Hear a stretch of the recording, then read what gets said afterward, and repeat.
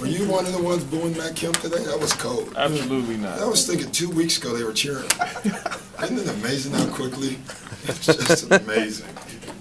Doc, I think you were probably expecting a pretty tough game from these guys. Yeah. What did you think about the wherewithal your team showed? Yeah, it was a tough one. I mean, they were making shots. They got small and made us match up a little bit. We got in foul trouble in the first half. They were sitting here waiting for us, from last night. So you knew going into the game, you just felt like it was going to be a hard game.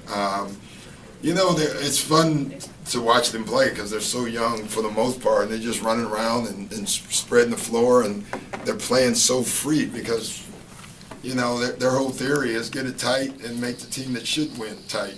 And it's working for the most part. You talked about needing to start better defensively. That didn't really happen, but when you end defensively, does it make Yeah, up for it? if I had to choose, I guess I would pick that. I would like to start the first quarter great and the fourth quarter great. In the middles, I could get away with it, but that was great. And especially against them, the way they spaced the floor, I thought defensively we really turned it up. JJ, our offensive player, had 3 charges today, so that's terrific. What impressed you most about the performance of the team in the end, the execution? Down the stretch, it was good. We scored and we got fouled, but I think we can do things a little better. What do you think about Jamal Crawford's performance tonight? He was up and down, but he's starting to get it. He went on a little stretch where he's struggling, but you can see him coming out of it now. Talking about the bench, Milwaukee talk quicker, young man.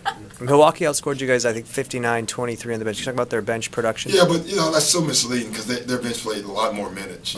So when their bench plays more minutes, they're going to score more. I think their bench may play more minutes than some of the starters on their team. But their bench is good. I mean, they played 10 guys. Your turn. Is there anything you can do differently, lineup-wise, to combat the slow starts?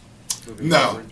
I think I'm going to keep starting Blake and DJ and Chris. JJ's pretty good. How about early rotations? It's too late. I mean, either you start well or you don't. What we can do better is come into the game and have a defensive mindset.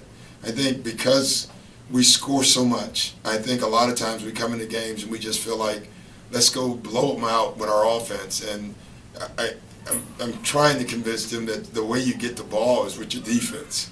And when we get multiple stops, we score a lot of points. And when we don't, we have to deal with that. You think this has anything to do with getting guys more rest and what you're talking about the past couple weeks of practice? I have no idea. I think more it has to do with we haven't had a practice in a month, so it feels like it. And so you have slippage. How do you know, as a head coach, how do you know how far to push your guys when they need a break or when? You really don't. You go by your eyes. You go by, we have our own internal stats that we try to keep, but it's a guessing game. I mean, it's so individual. It really is, and I probably learned that in Boston because I had older players, and, Kevin, he had this minute in a row thing. If he went over a certain amount of minutes in a row, he couldn't recover back. Even if you got him 20 minutes repressed in a row, it was too late once he went over. Paul, you can play for 50 minutes. They're the same age. It's so individual and how they handle it. You've gone with DeAndre a lot with the backups early in the fourth quarter. Yeah. Today you went with Blake. How did you like how that looked? Did it? What I don't like, honestly, and it's more, today we got in foul trouble, so we had no choice in the first half.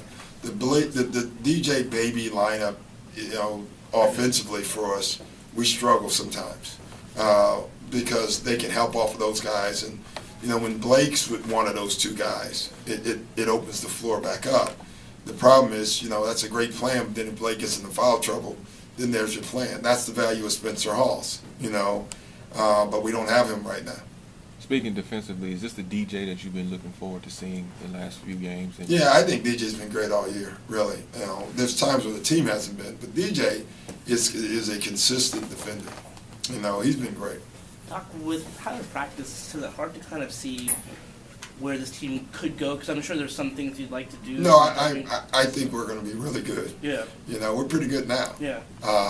But this season is a little difficult. You got to get through the season. You look at the losses today. I mean, teams are losing, and you just got to keep playing. It's a marathon, and it is what it is. Chris has seemed kind of frustrated with his lack of free throws and number of fouls in recent games today. Yeah. He had 6 pretty huge points Yeah. from the free throw line. Did you sense that he was trying to maybe create more contact and tackle? I thought he just got very aggressive, and when you get that aggressive, you get to the foul line. Yeah, I don't like anybody looking for fouls because usually you don't ever find them. You know, you have to go look for a bucket, and then you find fouls. That's usually how it works. You talk about How do you prepare your team mentally with the Spurs coming up and Atlanta and coming back home against the Warriors? You just tell them we got the Spurs. Really, don't. Let's not talk about the other two because we got 3 games in 4 days and a lot of travel.